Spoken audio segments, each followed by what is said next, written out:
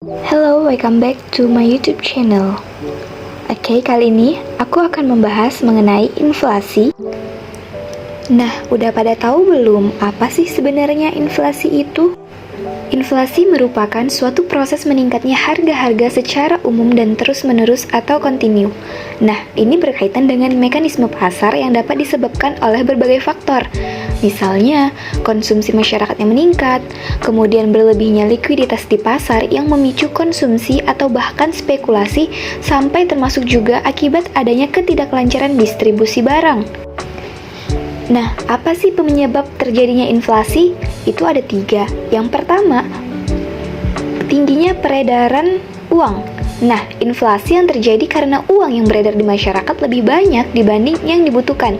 Nah, ketika jumlah barang tetap, sedangkan uang yang beredar meningkat 2 kali lipat, maka bisa terjadi kenaikan harga-harga hingga 100%. Yang kedua, meningkatnya permintaan.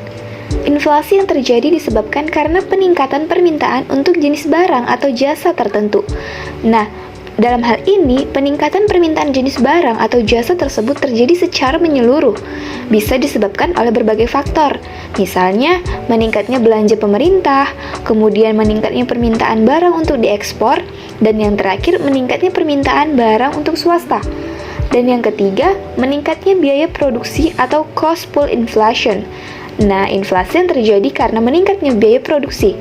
Adapun peningkatan biaya produksi disebabkan oleh kenaikan harga bahan-bahan baku. Misalnya, harga bahan bakar naik, kemudian upah buruh naik. Nah, selanjutnya penggolongan dan macam inflasi.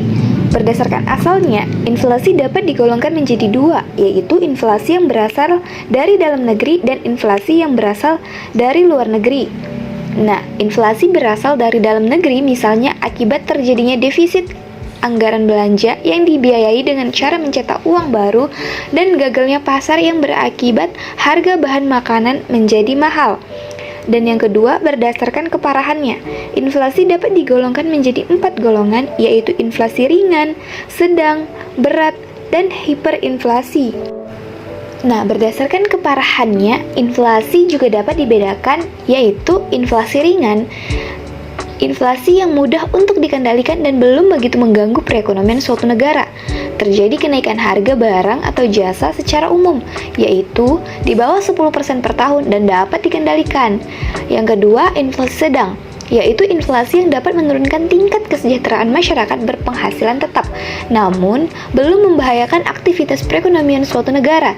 Inflasi ini berada di kisaran 10% sampai dengan 30% per tahun. Dan yang ketiga, inflasi tinggi, yaitu inflasi yang paling parah akibatnya harga-harga naik sampai 5 atau 6 kali. Masyarakat pun tidak lagi berkeinginan untuk menyimpan uang, sebab nilai uang merosot dengan tajam, sehingga ingin ditukarkan dengan uang sehingga perputaran uang semakin cepat dan harga naik secara akselerasi. Biasanya, keadaan ini timbul apabila pemerintah mengalami defisit anggaran belanja yang dibelanjakan dan ditutupi dengan mencetak uang. Dan yang terakhir, ada inflasi sangat berat atau hyperinflation, yaitu inflasi yang telah mengacaukan perekonomian suatu negara dan sangat sulit untuk dikendalikan meskipun dilakukan kebijakan moneter dan fiskal. Inflasi ini berada di kisaran 100% ke atas per tahunnya. Nah, kemudian ada dampak inflasi. Yang pertama itu dampak inflasi terhadap pendapatan. Inflasi dapat memberikan dampak positif dan negatif terhadap pendapatan masyarakat. Pada kondisi tertentu, misalnya inflasi lunak, justru akan mendorong para pengusaha untuk memperluas produksi sehingga meningkatkan perekonomian. Namun, inflasi akan berdampak buruk bagi mereka yang berpenghasilan tetap karena nilai uangnya tetap sedangkan harga barang atau jasa itu naik. Dan yang kedua, dampak inflasi terhadap minat. Pada kondisi inflasi, minat menabung sebagian besar orang akan berkurang. Alasannya, karena pendapatan dari bunga tabungan jauh lebih kecil, sedangkan penabung harus membayar biaya administrasi tabungannya. Dan yang ketiga, dampak inflasi terhadap kalkulasi. Kondisi inflasi akan mengakibatkan perhitungan penetapan harga pokok menjadi sulit, karena bisa menjadi terlalu kecil atau terlalu besar. Persentase inflasi yang terjadi di masa depan seringkali tidak dapat diprediksi dengan akurat. Kemudian yang keempat, Dampak inflasi terhadap ekspor. Kemampuan ekspor suatu negara akan berkurang ketika mengalami inflasi karena biaya ekspor akan jauh lebih mahal. Selain itu, daya saing barang ekspor juga mengalami penurunan, yang pada akhirnya pendapatan dari devisa pun berkurang. Dan yang kelima, dampak inflasi terhadap efisiensi. Inflasi dapat pula mengubah pola alokasi faktor produksi. Perubahan ini dapat terjadi melalui kenaikan permintaan akan berbagai macam barang yang kemudian akan mendorong terjadinya perubahan dalam produksi beberapa barang tertentu sehingga mengakibatkan alokasi faktor produksi menjadi tidak efisien. Nah, inflasi dan perkembangan ekonomi, inflasi yang tinggi tingkatnya tidak akan menggalakkan perkembangan ekonomi. Biaya yang terus-menerus naik menyebabkan kegiatan produktif sangat tidak menguntungkan. Maka pemilik modal biasanya lebih suka menggunakan uangnya untuk tujuan spekulasi. Antara lain, tujuan ini dicapai dengan pembeli harta-harta seperti tanah, rumah, dan bangunan. Oleh karena pengusaha lebih suka menjalankan kegiatan investasi yang bersifat seperti ini, investasi produktif akan berkurang dan tingkat kegiatan ekonomi pun menurun. Sebagai akibatnya, lebih banyak pengangguran akan terwujud. Nah, selanjutnya peran bank sentral dalam mengendalikan inflasi. Bank sentral itu memainkan peranan penting dalam mengendalikan inflasi. Bank sentral suatu negara pada umumnya berusaha mengendalikan tingkat inflasi pada tingkat yang wajar.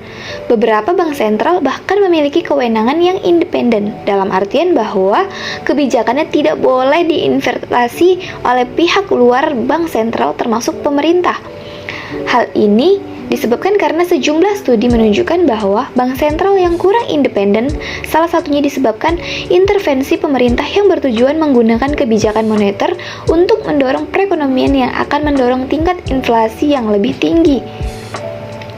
Nah, bank sentral melalui kebijakan moneter dapat mengontrol jumlah uang beredar untuk mengendalikan inflasi dengan menggunakan 3 kebijakan moneter utama, yaitu yang pertama, operasi pasar terbuka.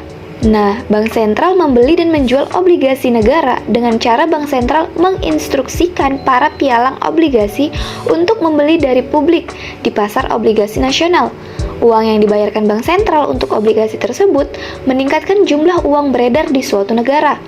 Untuk mengurangi jumlah uang beredar, pemerintah melakukan hal yang sebaliknya.